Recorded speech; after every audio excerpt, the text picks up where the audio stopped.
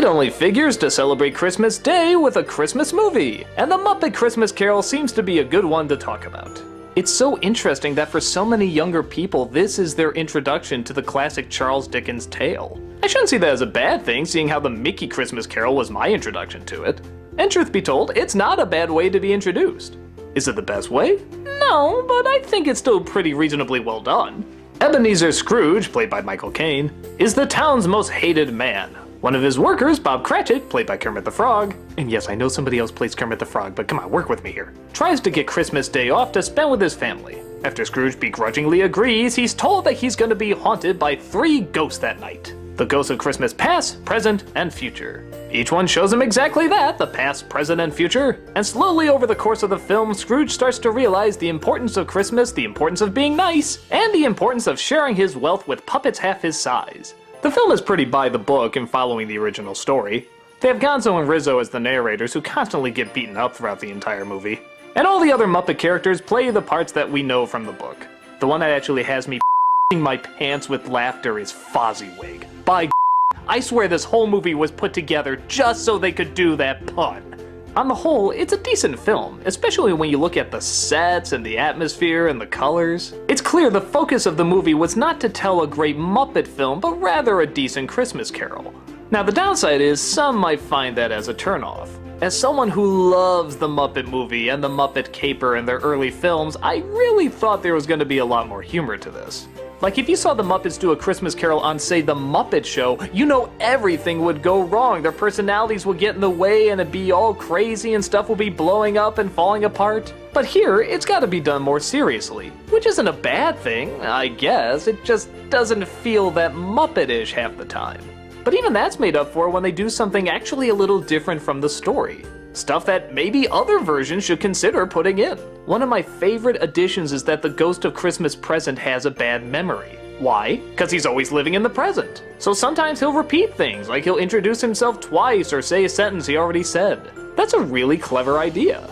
I also love the design of the Ghost of Christmas Past that's kind of a baby but kind of an adult too, is sort of ageless. But there are definitely some moments that are by no means terrible but can definitely be a little awkward. While the songs for the most part are pretty good, some of them almost sound a little too cleaned up. Like The Love Is Gone is sung almost a little too nice, you almost miss the emotion of it. And let's get to the part that's really gonna make you want to kill me. I don't think Michael Caine is that great a Scrooge.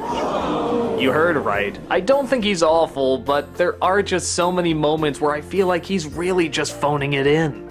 For example, what the is this? It just cracks me up how weird it is. There's also some line deliveries that just feel lazy to me.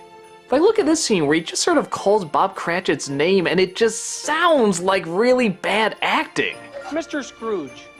Bob Cratchit? Does anyone else feel that was just kind of half?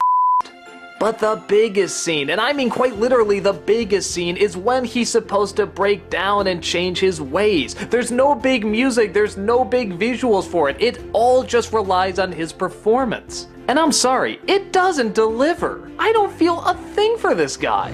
Ebenezer Scrooge. I will live my life in the past, the present, and the future.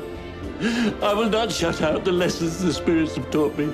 I don't entirely blame him, as the staging and pacing in this scene is kind of weird too. But I think of all the other Scrooges and how I felt so bad for them, and they just made this such a huge scene, and here it's just a guy who looks like he's trying to be sad while saying some lines. But with all that said, I'd say only about half of the performance is not very good. There actually is a half that's pretty decent. And strangely enough, a lot of it's in the musical numbers. Michael Caine is not a very good singer, but he actually does put a lot of passion when he's doing the singing roles. He actually does feel very jubilant when he's singing the final song. And I really love the addition of having him sing a duet with the version of his past love. That's a great idea, and he does it very well.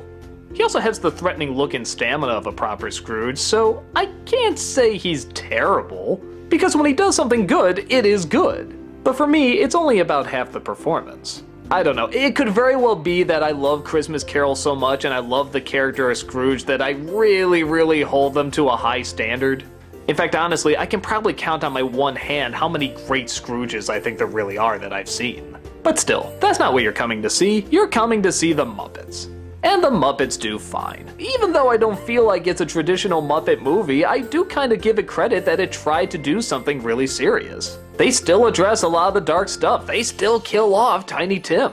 This could so easily be awkward and laughably done, but it's actually pretty legit. And yeah, like a lot of people, I watch it every year too. It's a strange combo, but a decent one. The kids will enjoy the puppets, the adults will enjoy the jokes, and the Christmas lovers will enjoy Christmas. Have a wonderful holiday and possibly pop this film in.